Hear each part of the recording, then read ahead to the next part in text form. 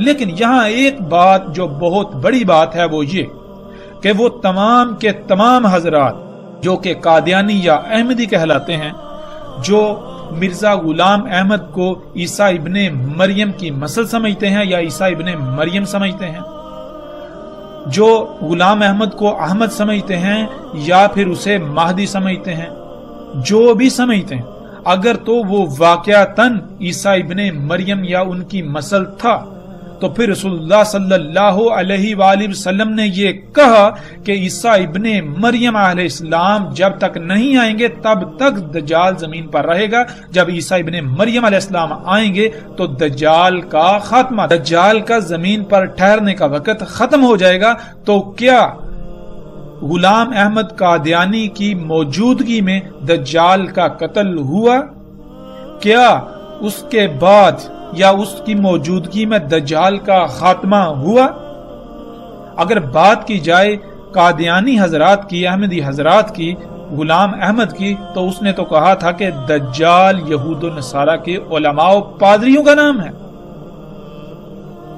تو کیا ان یہود و نصارہ کے علماء و پادریوں کا خاتمہ ہو گیا؟ غلام احمد قادیانی کی موت ہوئے بھی دہائیاں گزر چکی، اس کے باوجود دجال تو ویسے کا ویسے موجود ہے۔ یعنی جس کو اس نے دجال قرار دے دیا، جس کو اس نے دجال کہا تھا کہ یہود و نصارہ کے علماء و پادری ہی دجال ہیں، اگر وہ دجال تھے، اگر غلام احمد قادیانی سچا تھا تو پھر یہ سب ختم ہو جانا چاہیے تھا۔ لیکن ہم دیکھتے ہیں کہ یہود و نصارہ کے پادری و علماء، ان کے جو ربی ہیں، وہ محمد رسول اللہ صلی اللہ علیہ وسلم کے وقت بھی موجود تھے، غلام احمد قادیانی کے وقت بھی موجود تھے اور آج بھی موجود ہیں۔ اور اگر یہی دجال تھے تو محمد علیہ السلام کو ان کے بارے میں کہتے ہوئے کوئی آر محسوس ہو رہی تھی، کیونکہ وہ تو اس وقت بھی موجود تھے۔ پھر دوسری بات، محمد رسول اللہ صلی اللہ علیہ وآلہ وسلم نے یہ کہا تھا کہ عیسیٰ ابن مریم علیہ السلام ان کی ملت پر ہوں گے اور اس کے علاوہ وہ ان کی تصدیق کریں گے انہی کے ساتھ۔ تو آپ غور و فکر کریں کہ کیا غلام احمد قادیانی نے کچھ ایسا کیا، کچھ ہٹ کر کیا؟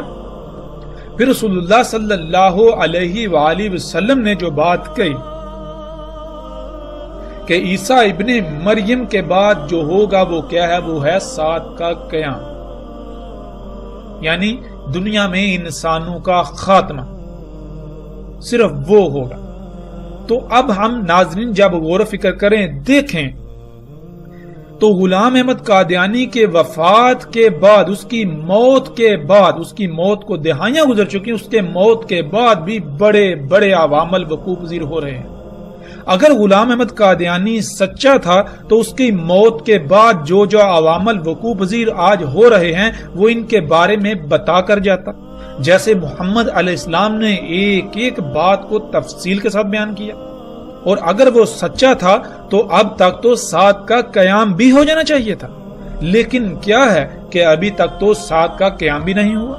پھر اس کے علاوہ قرآن میں الواقعہ کا ذکر ہے، قرآن میں آسمان کے پھٹ جانے کا ذکر ہے، قرآن میں الحاقہ کا ذکر ہے، قرآن میں القاریہ کا ذکر ہے، قرآن میں اور بہت سارے بڑے بڑے واقعات کا ذکر ہے، لیکن کیا ہے کہ غلام احمد قادیانی نے کسی ایک موضوع پر بھی لب کشائی نہیں کی، انسانیت کی رہنمائی نہیں کی کہ الحاقہ کیا ہے، القاریہ کیا ہے، الواقعہ کیا ہے۔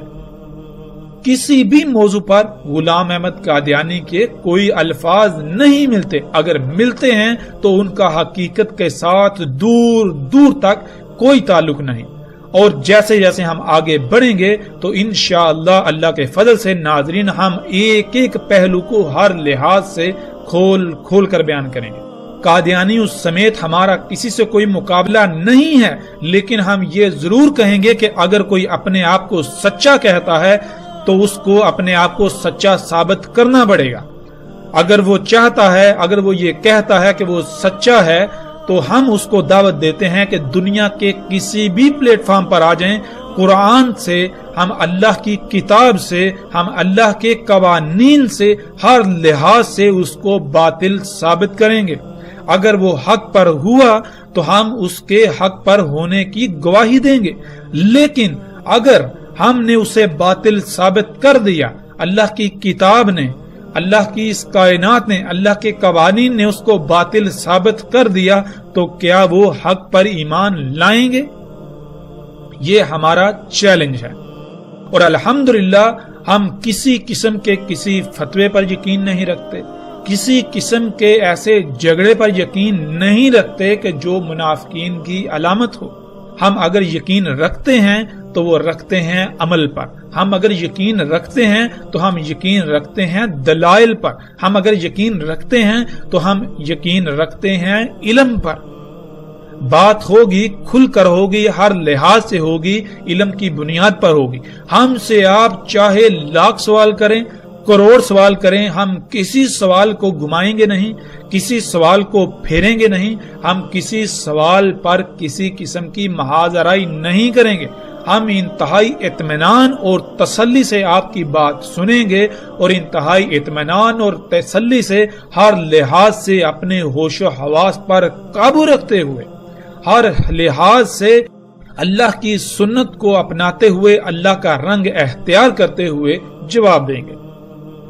تو اس میدان میں الحمدللہ ہر خاص و عام کو ہماری طرف سے دعوت ہے کہ وہ میدان میں آئیں۔ اگر وہ اپنے دعوے میں سچے ہیں تو وہ آ کر ہمارے سوالات کے جوابات دیں۔ ناظرین، جیسے جیسے ہم آگے بڑھیں گے آئندہ ایک ساتھ میں ہم اس موضوع پر ہر لحاظ سے بات کریں گے، لیکن جب اس موضوع کا وقت آئے گا اب ہم پلٹتے ہیں واپس اپنے اسی موضوع کی طرف جس پر ہم بات کر رہے ہیں۔